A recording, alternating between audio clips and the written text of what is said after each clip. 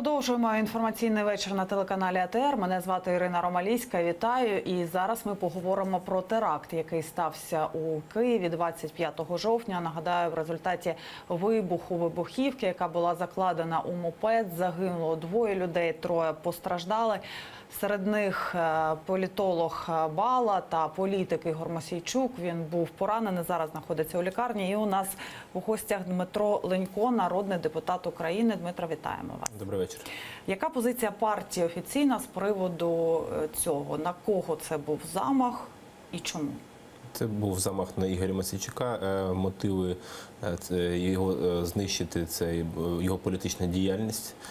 Зараз багато хто які розповсюджують фейки про якісь інші версії, що це був або просто теракт в центрі Києва, чи то був теракт, замах на вбитого, який випадково потрапив там, капітана поліції Михайла Мармоля. Але це все якісь фейки, які направлені на те, щоб відвернути увагу і відвернути від відповідальності справжніх замовників і виконавців цього злочину. Ми розглядаємо на сьогоднішній день 2 основні версії, що це трапилось. Це роботи ворожих спецслужб. І ми маємо підстави про це говорити. В Києві це дійсно вже не перший теракт і вбивство, скоєне російськими спецслужбами. І другий варіант... Жоден не доведений, до речі. Да, і жоден, на жаль, не доведений. І є побоювання, що і це буде не доведений. І друга версія – це внутрішні політичні вороги і опоненти, що замовники і виконавці були тут, всередині України. А якщо замовники тут в Україні, то хто? Ми не можемо сказати точно хто. У нас є припущення, хто міг би бути і кому це було б вигідно. Ми розглядаємо кілька варіантів, їх може бути багато. І, наприклад, Сергій Льовочкін, проти якого Ігор Мосійчук написав заяву в НАБУ, і проти нього порушена кримінальна справа за заяву Мосійчука.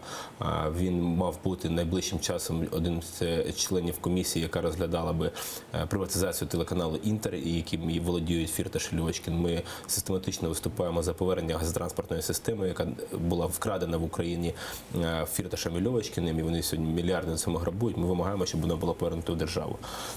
Льовочкін, хто ще? Це політична діяльність. З тих, скажімо, погроз, які останнім часом лунали, можемо назвати, скажімо, те, що я знаю, пов'язані коли ми почали вести розслідування, депутатські запити, звернення писати щодо розслідування незаконного бізнесу Маркова Ківана в Одесі. Після цього почали надходити погрози. Тобто всі ці версії, і є ще декілька, скажімо, таких версій, що це хто мав бути. Дмитро, маю переключитися. Зорян Шкіряк, радник міністра внутрішніх справ, з нами на зв'язку. В нього дуже мало часу. Зоряна, вітаємо вас в нашому ефірі. Вітаю. Скажіть, будь ласка, розумію, що слідство веде Служба безпеки України, але які версії є у Національної поліції? Національної поліції не може бути версій, оскільки слідство передано прокуратурі міста Києва і Службі безпеки України. Власне, Національна поліція в цьому контексті цілковито сприяє, допомагає всіма своїми ресурсами, оперативною інформацією, при потребі співробітниками для того, щоб дати можливість нашим колегам вкрити цей зухвалий злочин, встановити істину. Ви до якої версії схиляєтесь? Я абсолютно переконаний в тому, я можу виказати свою точку зору. Я абсолютно переконаний, що цей ухвалий терористичний акт може мати російське забарвлення. Власне, я вже неодноразово, якщо не помиляюся, і у вас в ефірі аргументував свою позицію, в тому числі щодо технічного виконання, щодо зухвалості, цинічності терористичного акту, який був здійснений в кращих традиціях російських спецслужб, і який, на моє глибоке переконання, є додатковою ланкою в низці тих терористичних актів, які російські спецслужби здійснюють на території України. До речі, я хочу сказати, що один з керівників слідства, заступник прокурора міста Києва, було був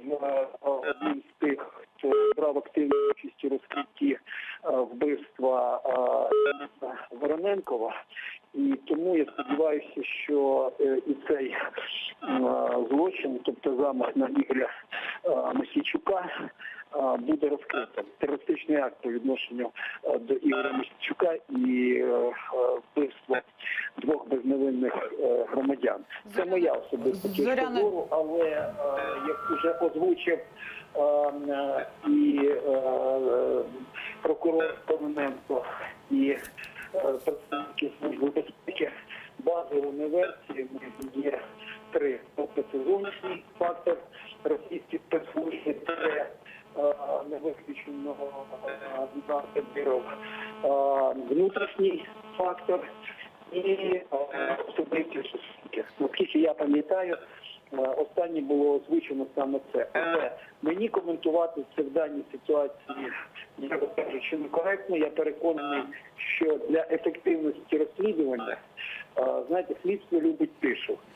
І тоді результат буває значно кращим, як на мою думку. Ну, принаймні так працюють слідчі в цивілізованих країнах світу. Тому я сподіваюся, що це буде рухатись вперед. У мене жодних сумнівів немає, що Ігора Мосійчука планували саме те, що наголосити. І, власне, те, що він і Віталій Бала не загинули, це радше чудо. Дякую дуже. Зоряна, дякую дуже. Ми вимушені переключитися, бо хочемо ще зв'язатися з самим Ігорем Мосійчуком. Дякую дуже за те, що знайшли змогу висловити свою позицію, свої версії в нашому ефірі. Нагадаю глядачам, це був Зорян Шкіряк, радник міністра внутрішніх справ України. В нас знаходиться Дмитро Лінько, народний депутат.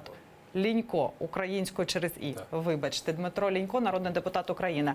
Дмитре, щодо згадуваних версій про те, що це був замах все ж таки на Михайла Морміля.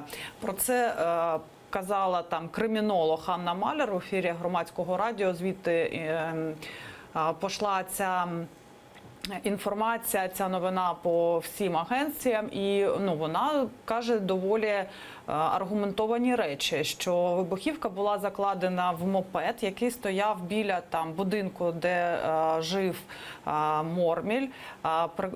Говорить про те, що йому погрожували. Про це писав вже його друг. Він на своїй сторінці у Фейсбуці, Руслан Болгов, писав, що погрожували, що натякали, і він натякає, що у загиблого були погані стосунки з національною поліцією, що він судився з ними і таке інше. І ось ця експертка каже про те, що якщо б це був замах саме на Мосійчука, то радше було б заклали вибухівку до його автівки, як це зазвичай буває, як ми бачимо з останніх вибухів. Це, ви знаєте, це, не знаю, навіть не експертна думка, це чистої води якась. Не розумію, от мета цих таких фейків, які придумують, відвернути увагу від справжніх замовників, від того, що дійсно політична діяльність Ігоря Мосійчука призвела, тобто, що це був замах за його політичну діяльність і напад на всю нашу команду, на нашу принципову позицію. Тому що відкидаю повністю. Я поясню чому. Дві людини загинули. Ви впевнені, що це... Я відкидаю повністю, тому що, дивіться, по-перше, Михайло Морміль, він там не жив. Він не жив в цьому будинку, він випадково, тобто він оцей, коли він ішов на день народження своєї матері. Ви знаєте, теракт в Києві, і говорити про те, що, я думаю, це в першу чергу близьким і рідним Михайла, чути про те, що його хотіли вбити. Ми повинні ж мати якусь межу моралі, яку не потрібно переходити. Він став невинною жертвою. Давайте просто знайдемо собі якусь совість, краплинку поспівчувати рідним. Ми зараз допомагаємо матері загиблого. І Олег Ляшко особисто вже сконтактував і буде допомагати матері, тому що це жахлива трагедія. А хтось намагається, знаєте, розказати, що це були кримінальні розбірки, що це там в соцмережах глузують, що це сам Ігор себе попіарився. А з іншого боку, знаєте, ви не знаєте матеріалів слідства, нічого, але точно впевнено говорите про одну єдину версію. І те, що це був замах на Ігоря Мосійчука, це 100%. Хто виконував його, хто був замовником, тут повинно все ж таки слідство працювати. Сам Ігор Мосійчук знав нами зараз на зв'язку. Ігорю, вітаю вас в нашому ефірі. Розкажіть про ваш стан здоров'я і де ви зараз знаходитесь. Добрий вечір. Я знаходжусь в лікарні в клініці хірургії трансплантології імені Шалімова. Вся права сторона мого тіла вражена численними пораненнями. 5 осколків залишаються досі в тілі, так що ні рентген встановлений. Перебита кістка руки правої. Ігорю, розкажіть, будь ласка, ваша позиція. Чи ви впевнені, що це був замах саме на вас? Чи припускаєте, що це міг бути замах на когось іншого, от на вбитого, наприклад, поліцейського колишнього Михайла Морміля? Я хочу зразу сказати, що з великою повагою ставлюся, з великим сумом до загиблих під час цього терористичного акту. Але Михайло Морміль не проживав там проживає його мама. Він приїхав з села, де проживає, на один єдиний день. Проходив мимо і випадково став жертвою цієї трагедії. Мені погрожували, я повідомив слідчому, хто, як, за яких обставин. Є 3 версії основні, які розглядає слідство. Я не можу розповідати ні про що. Мені просто шкода, що хтось заради якихось там політичних цілей розповсюджує інформацію там про те, що замах був на Михайла Морміля, про те, що замах там ще щось зробили. Мені просто дуже шкода. Я хочу, щоб всі були людьми, щоб ми на одну хвилину хоча б зупинилися і задумали, що в результаті замаху на моє вбивство загинуло 2 людини. І якби не мій охоронець Руслан, то я б зараз з вами не розмовляв. Ігорю, в нас 1 хвилина залишилась. Скажіть, будь ласка, до якої версії схиляєтесь саме ви? Я сказав, є 3 робочих версії, які розглядають правоохоронці. Я не маю жодного права озвучувати їх. Я даю покази, я даю пояснення, дав доступ до всіх персональних даних і сприяю слідству. Вороги зробили одну помилку. Я поранений, але поранений і для них недостатньо дуже.